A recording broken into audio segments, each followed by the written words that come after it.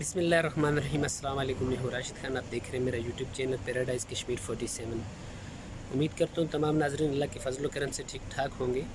تو بات کریں گے آج کی کچھ نیوز کے بارے میں جو آؤٹ پاس کے کچھ لوگوں نے جو آؤٹ پاس 15 تاریخ کے لیے ہوئے تھے ان کے آج 7 دن پورے ہو گئے اور وہ لوگ ایئرپورٹ پر چلے گئے، جیسا کہ ابھی میں نے مجھے کچھ دوستوں نے میسج کیا کہ ان کو واپس بھیج دیا گیا۔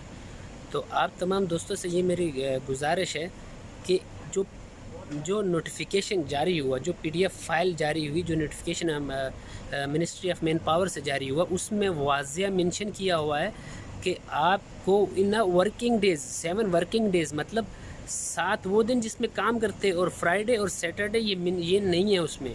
تو آپ اگر 7 دن کے اندر چلے جائیں گے تو ڈیفینیٹلی وہ آپ کو واپس بھیج دیں گے۔ آپ کو ڈیفینیٹلی 9 دن پورے کرنا اور 10ویں دن آپ بے شک آپ 10ویں دن کے ٹکٹ لے لیں اور آپ جا سکتے ہیں پھر ایئرپورٹ پہ۔ اگر آپ 7 دن پورے کر کے وہاں چلے جائیں گے تو لازمی آپ کو واپس بھیجیں گے، کیونکہ ابھی میں نے ایک ویڈیو بھی دیکھی تھی، ایک انتہائی محترم یوٹیوبر ہیں جنہوں نے یہ نیوز ابھی چھوڑی تھی، اور مجھے 2-3 دوستوں نے ان کے مطلب ویورز ہیں، ان کے فین ہیں، انہوں نے مجھے ابھی میسج کیا کہ بھائی ابھی یہ پرابلم آ رہے ہیں۔ تو تمام دوستوں سے میری یہ گزارش ہے، میں آپ کو یہ بتانا چاہوں گا کہ جو 7 ورکنگ ڈیز ہیں ان میں آپ جا سکتے ہو۔ 7 ورکنگ ڈیز میں فرائیڈے اور سیٹرڈے منشن نہیں ہے۔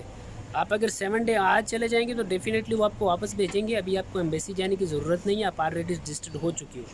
ابھی آپ کو جو نیکسٹ پروسیس کرنا ہے وہ آپ کا نیکسٹ پروسیس ایئرپورٹ پہ ہوگا۔